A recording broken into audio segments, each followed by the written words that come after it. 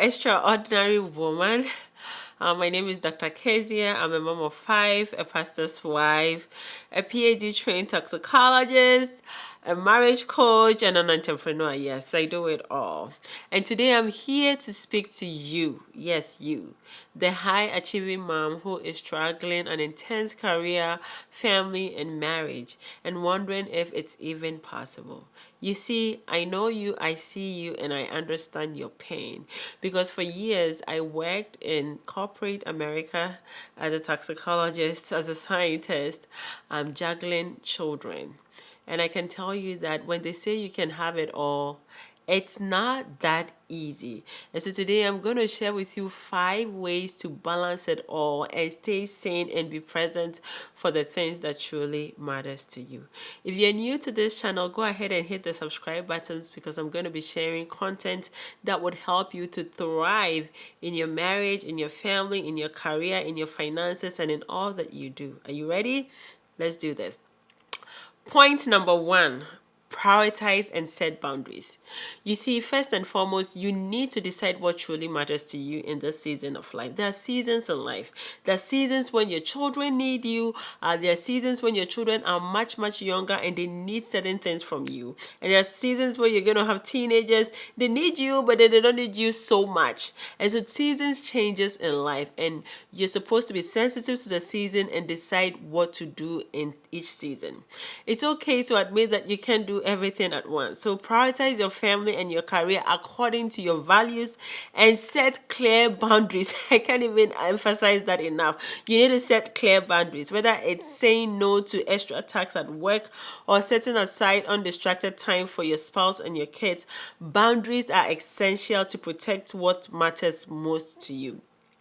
The way that I go about it is really use a family calendar. Block time and schedule non-negotiable family time on your calendar. If it's on your calendar, you stick to it. It's just like having a board meeting at work. You know that it's on the calendar, it's supposed to happen, it's going to happen, right? Because it's on the calendar. Do the same for family time because you truly need it. Point number 2, simplify your day-to-day routine. Listen, moms, I know that we want to do it more. As moms, we often overcomplicate our daily routines with unrealistic expectations because sometimes we are afraid of what other people might say, the judgment and all of that. But you have to simplify the tasks. You have to outsource things. You don't have to think too much about what other people will say, right? Like sometimes you might need to hire someone to come to your house and help you clean the house. If that's what you need, just go ahead and do it because you have such limited time so that you don't have to sacrifice the time that you're supposed to be spending with your spouse using that same time to be cleaning the house. If you need to hire someone to do it, it is okay to do it. If you need a meal delivered to you, money is supposed to serve us. So use money. Like if you have to do it so that you don't sacrifice that family time to do other things. So outsource if you can. Outsource it. Just break your to-do list into must do and things that are nice to do and things that others can do. That's how I used to do it. Like some things you're the only one who can do it. For example, spending quality time with your spouse. It's something that nobody can do for you. It's important. It's a non-negotiable thing, right? So go ahead and schedule that, right? And then some things like cleaning the house, doing the laundry. If you're available and you can do it, great. But don't take special time to do that. If you can outsource it, go ahead and do that. You have to be you. Focus on the essentials and delegate the rest. Point number 3, practice intentional self-care. Oh my goodness. You see, as mothers, we put ourselves out so much, right? You can't pour from an empty cup, right? You have to always refill because if you keep pouring and you become empty, you just give your tired self to your family, right? Your children want to engage with you, but you're too tired. You take your best self to everybody else and bring your tired self home to the people who matter most to you. So practice intentional self-care, right?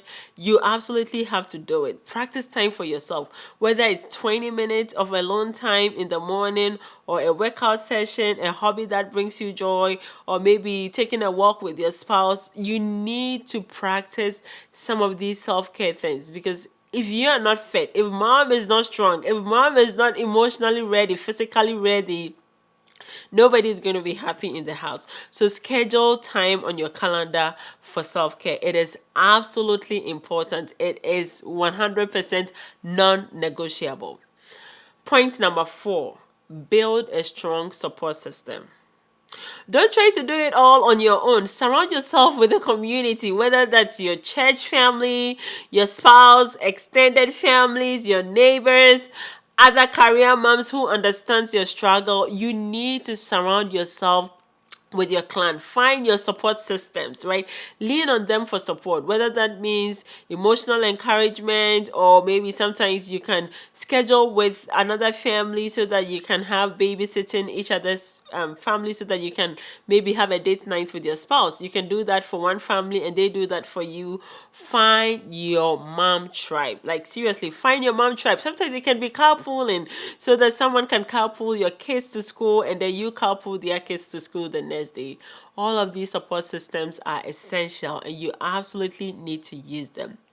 5, embrace flexibility and be kind and gentle to yourself. No one has figured it all out. Okay, you have to be gentle to yourself. Some days your career is going to demand more from you, and other days your family will. Learn to be flexible. Give yourself grace. Moms, give yourself grace.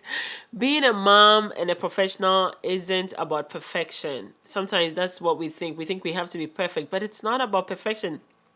It's about doing the best you can with the resources that you have.